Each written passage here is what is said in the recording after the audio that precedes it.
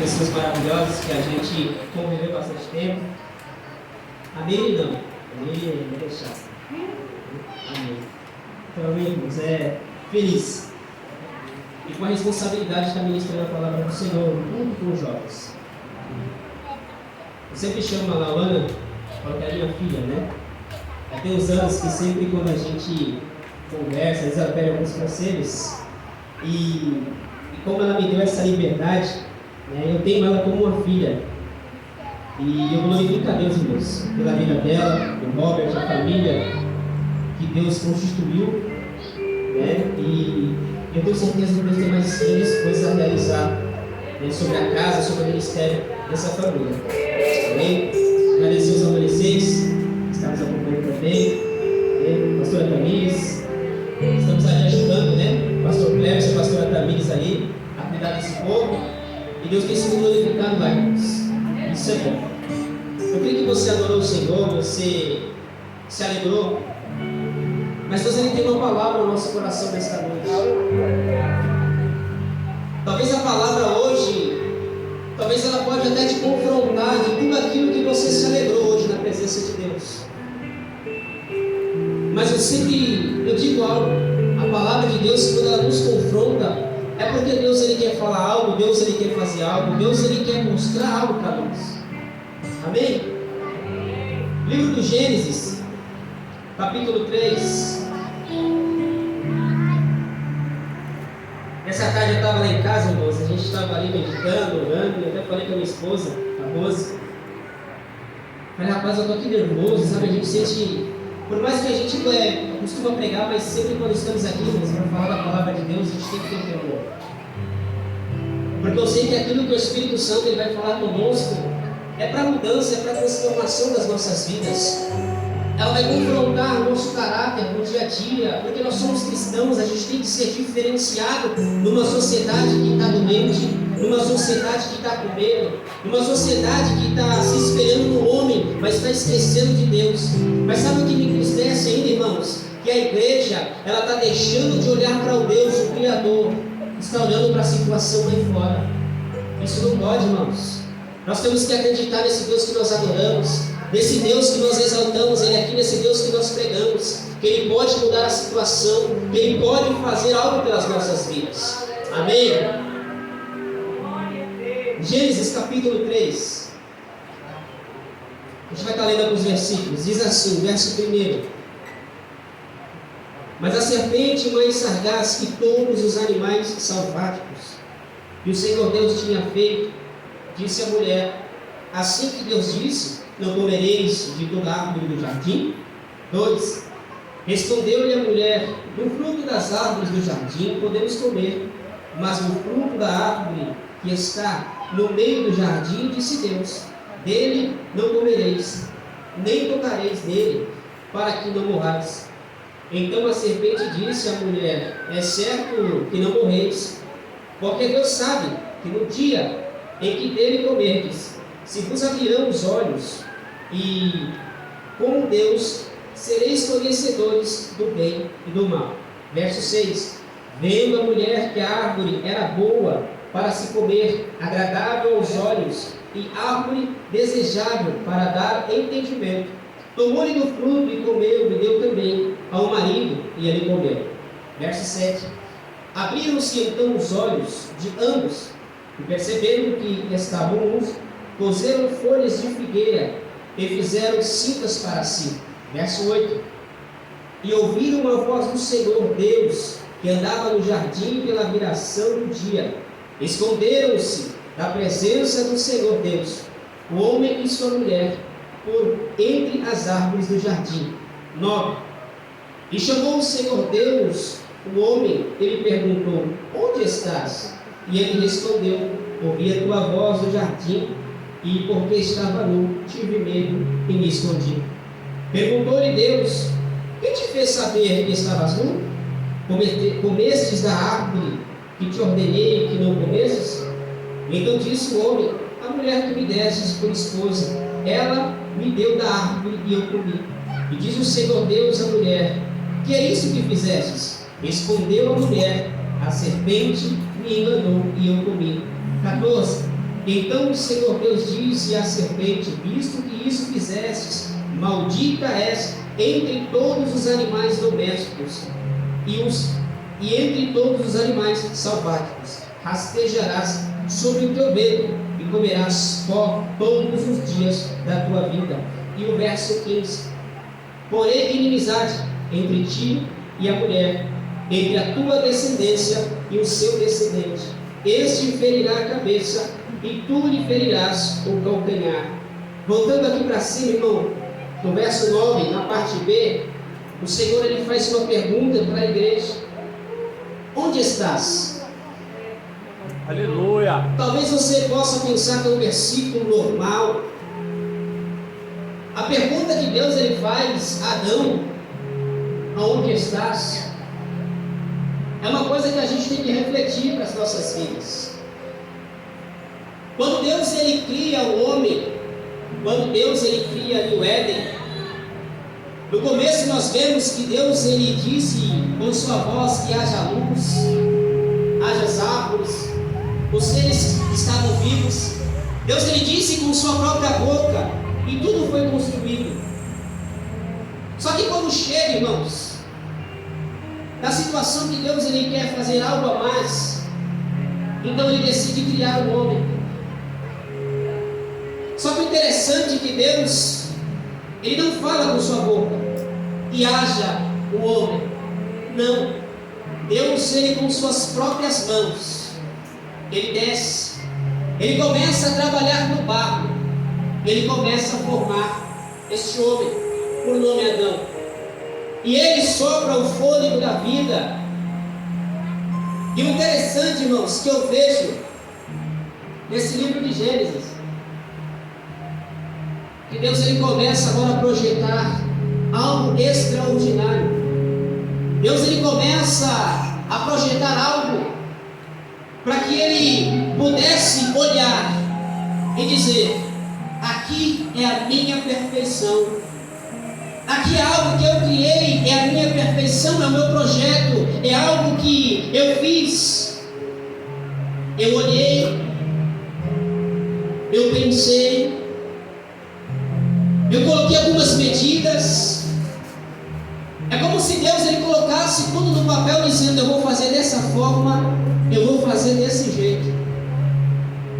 E ele cria Adão, e ele dá vida a esse homem. E não bastasse isso, ele dá autoridade a esse homem para que ele pudesse cuidar de todas as coisas que tinha naquele jardim. Só que a ordem que Deus ele dá a Adão é de que ele poderia comer todos os frutos, mas somente um que ele não poderia tocar e não poderia comer.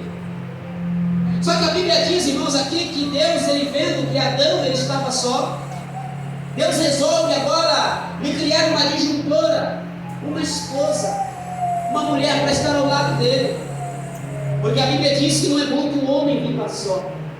Então Deus ele traz um grande sono sobre Adão, e da costela de Adão ele forma a sua esposa, a sua disjuntora.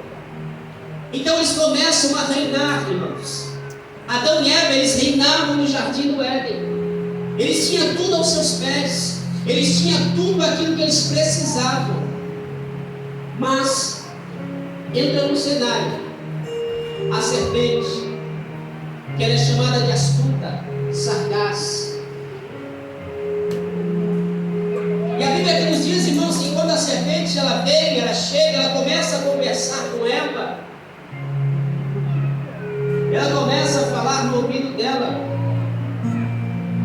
tentando tirar aquilo que Deus estabeleceu sobre a vida deste casal. A serpente, ela começou a trabalhar no psicológico, na mente de Eva, dizendo: por que você não pode tocar nesse fruto? Por que você não pode comer desse fruto? Eva diz: mas o Senhor Deus disse que não é para que nós venhamos selar, nem pegar e nem comer desse fruto. Só que Deus ele estabeleceu, irmãos, uma ordem. Deus ele decretou de que não poderia mexer. Deus ele determinou que aquilo não poderia ser mexido. Só que uma coisa que nós trazemos aqui, irmãos, aqui esse casal, eles tinham livre-arbítrio. Eles tinham poder de decisão. Eles tinham o poder de decidir se poderia mexer ou não, de fazer ou não.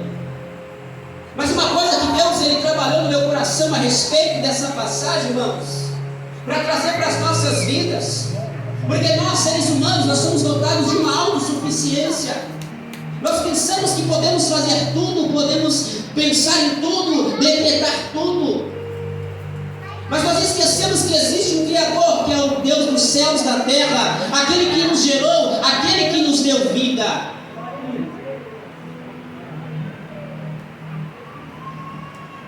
E a serpente convence Eva de comer o fruto. Eles viviam uma época de inocência, irmãos, é onde eles não viam pecado, não viam nada. Eles andavam nus porque eles não tinham na mente maldade. Deus ele criou eles perfeitos, Deus eles queriam deixar ali a sua criação perfeita. Mas ela cedeu aquilo que a serpente lançou nos seus ouvidos. E sabe o que é interessante? Nós conhecemos a voz do nosso Deus. Muitas vezes nós temos um relacionamento com o nosso Deus. Muitas vezes nós fazemos campanhas, nós nos consagramos, nós conhecemos a voz do nosso Deus, mas parece que quando a situação ela chega de frente a nós deixamos de ouvir a voz do Criador e começamos a dar a voz àquilo que sabemos que não é de Deus.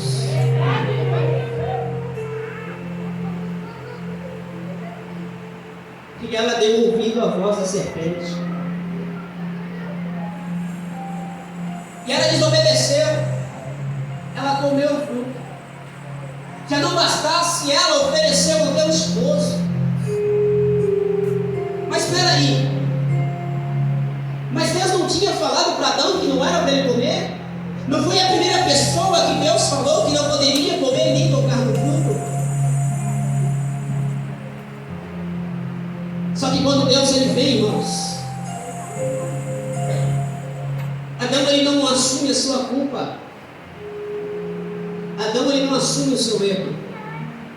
A primeira atitude desse homem é dizer: a esposa que tu me destes, ela fez com que eu comesse o fruto. Talvez se eles reconhecessem o erro, Deus ele poderia mudar o percurso da história, ele poderia mudar a situação. Mas eles não reconheceram o teu erro. Adão joga a culpa na sua esposa. A sua esposa joga a culpa na serpente.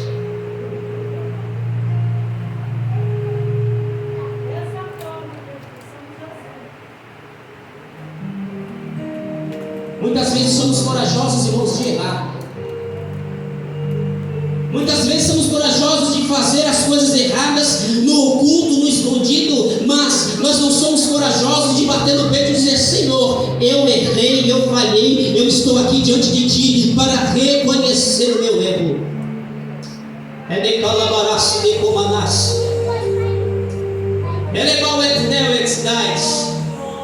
Eu sinto a presença de Deus aqui, irmãos. Eu sinto a presença do Deus vivo nesta noite. É um culto de jovem, mas Deus ele precisa falar em corações nesta noite. Irmãos, não adianta você louvar, não adianta você profetizar, não adianta você entrar nos mistérios se a sua vida não estiver concernente com aquilo que Deus ele quer, de você estar nos caminhos. Ei, o teu pastor não está te vendo, o teu líder não está te vendo, mas aquele que tem olhos como chama de fogo, ele está 24 horas te observar.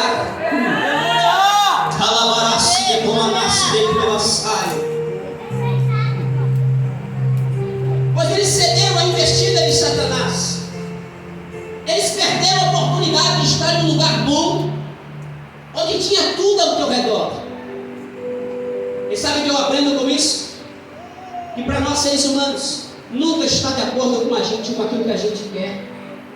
Nunca estamos satisfeitos com aquilo que Deus ele dá para nós. Nunca estamos satisfeitos, sempre querendo mais. Sempre querendo mais. E aí onde que está o perigo? É aí onde que nós temos que entender, irmãos, que quando a palavra vigiar, lá, no seu sentido original, ela diz que nós temos que estar ao passo de uma situação ou de um acontecimento. Deus, Ele sempre está nos avisar. Deus, Ele está sempre nos alertando do perigo. Deus, Ele sempre cria situações para que nós possamos entender que não é o caminho certo, não é a atitude certa que nós temos que tomar. Mas a autossuficiência, irmãos, o eu do ser humano, em dizer que pode, fazer o que quer, o que pode, muitas vezes estabelecer as suas próprias regras, seus próprios conceitos. Entenda uma coisa, igreja de Cristo: o mundo estabeleceu suas regras, o mundo estabeleceu os seus conceitos, mas a partir do momento que eu entendo que eu sou filho de Deus, os meus conceitos é aquilo que eu estabeleço, não é eu quem tenho que estabelecer, não é os meus conceitos que têm que estar acima, é a minha obediência diante de Deus que vai me fazer trilhar nos caminhos certos diante a presença dEle. Foi nesse sentido, foi aonde que a cegueira espiritual entra nesse casal. Não reconheceram que erraram. Mas sabe uma coisa interessante? Que nós lemos no verso 9. A Bíblia diz que Deus, toda a viração do dia, toda a tarde, Deus, Ele descia para falar com Adão. Analisa o texto. Deus, Ele vinha, Ele descia na viração do dia para falar com Adão. Agora imagina você, irmãos, o próprio Deus sai do seu trono de glória para poder falar com sua criação. E é o que Deus, Ele descia, e é o que talvez Deus estava falando, projetando algumas coisas, falando com Adão. Adão, eu vou fazer isso. Adão, eu vou projetar isso. Adão, o que eu tenho para vocês é isso.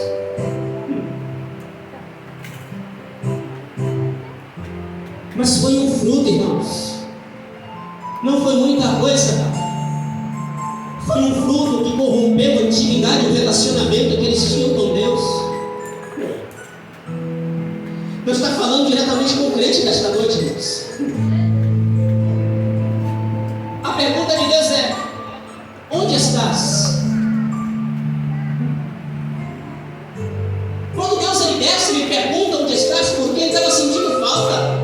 Porque todos os dias, Laona, quando ele descia para falar com Adão e Eva, ele sabia que estava no mesmo lugar. Mas só que Deus, quando ele vem, ele sente falta.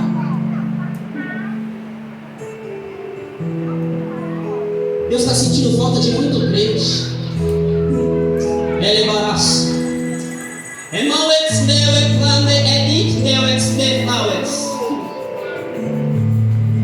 Eu estou louvando,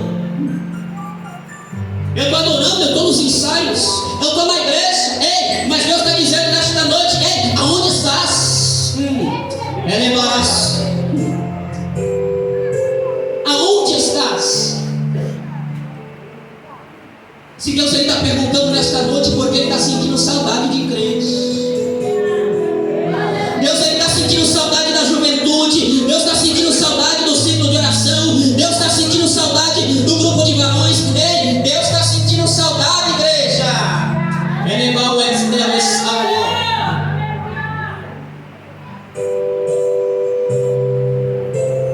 Mas a atitude deles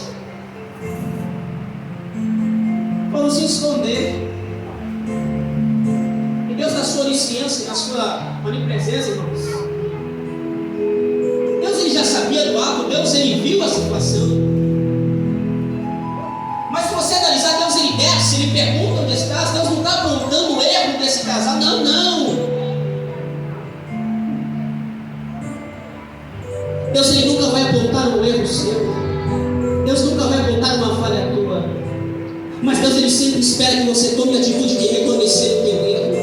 Deus ele sempre espera uma atitude sua de reconhecer as tuas falhas, entender que Ele é soberano sobre a tua vida, que Ele manda na tua vida, que Ele rege a tua vida, que Ele é que estabelece os teus caminhos, irmãos.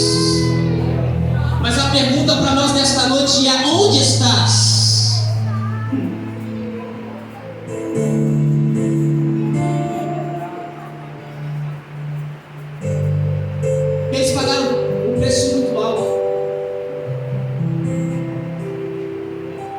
reconhecendo a sua atitude de errar, de pecar.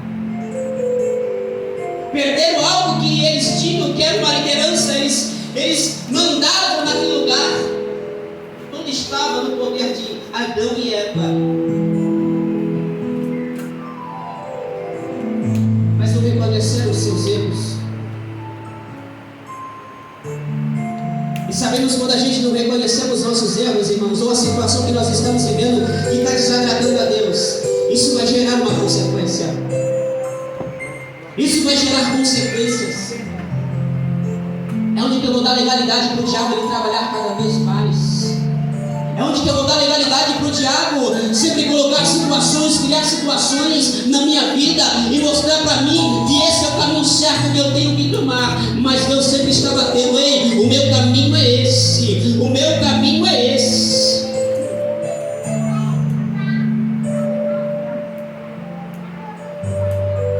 A consequência foi ser expulso do jardim.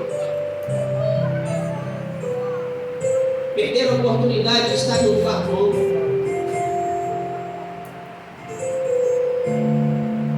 Eles perderam a liberdade que eles tinham. Eles perderam a intimidade que eles tinham com Deus. E coisa é, irmãos, horrenda quando nós perdemos esse relacionamento com Deus, essa intimidade com Deus. Onde tudo que vem na minha vida ou situações que vêm de frente a mim, eu sempre quero abraçar, mas sempre esqueço de ter o meu relacionamento, a minha intimidade com Deus verdadeiro. O mundo está preocupado com as guerras. O mundo está preocupado com porta de emprego. O mundo está preocupado em satisfazer as suas vontades. Mas Deus ele está preocupado em trazer uma igreja verdadeira para a sua verdadeira adoração.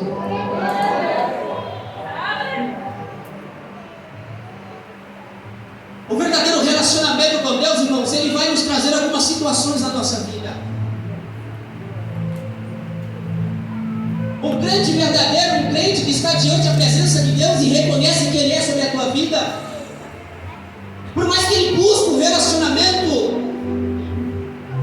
a mudança de vida, a mudança de caráter, a transformação de dentro para fora, isso vai gerar algumas situações. Isso vai despertar diabo, o inimigo da nossa alma, para tentar nos parar. Talvez você se encontre no deserto, mas continua com seu relacionamento com Deus. Talvez a situação está indo de contra a você. Parece que Deus ele não está te ouvindo. Parece que Deus ele não está ouvindo o seu clamor. Mas continua chorando nos pés do Senhor.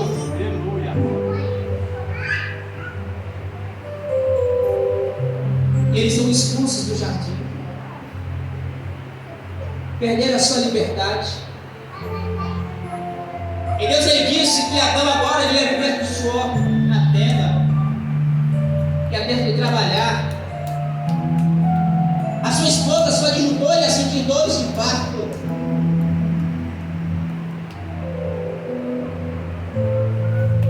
Sabe o diabo, irmãos, por ser astuto, sagaz, ousado, ele pensou que o projeto que Deus tinha estabelecido no jardim, o Senhor iria perder. O Senhor não ia dar continuidade. Talvez a situação ali, irmãos, humanamente falando, parece que não tem mais jeito. Mas entenda uma coisa: Deus ele está sempre à frente. Enquanto o diabo ele pensa que ele pode armar, ele pode articular, mas Deus ele sempre está à frente da situação para nos livrar.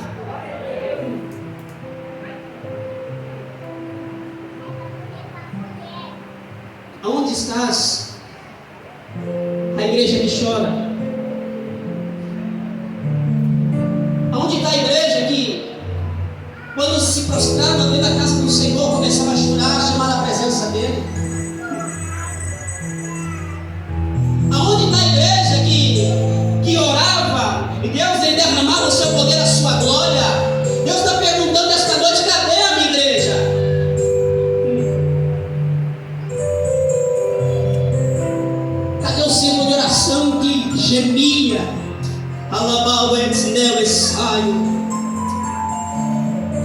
O círculo de oração que se colocava uma causa de joelho, Deus ali respondia: cadê? Cadê os soldados de Cristo? Parece que o presente século está tirando a intimidade.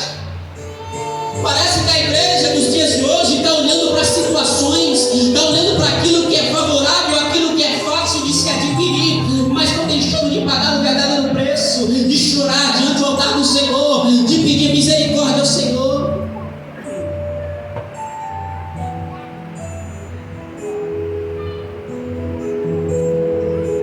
Pecado é coisa séria, irmãos.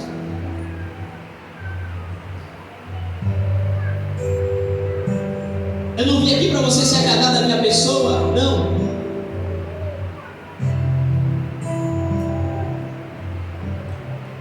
Mas eu vim dizer para você que Deus está te procurando. Eu vim dizer para você que o pecado ele tira a oportunidade de você herdar a vida eterna. Eu vim dizer para você nesta noite de que você entrar na igreja de qualquer jeito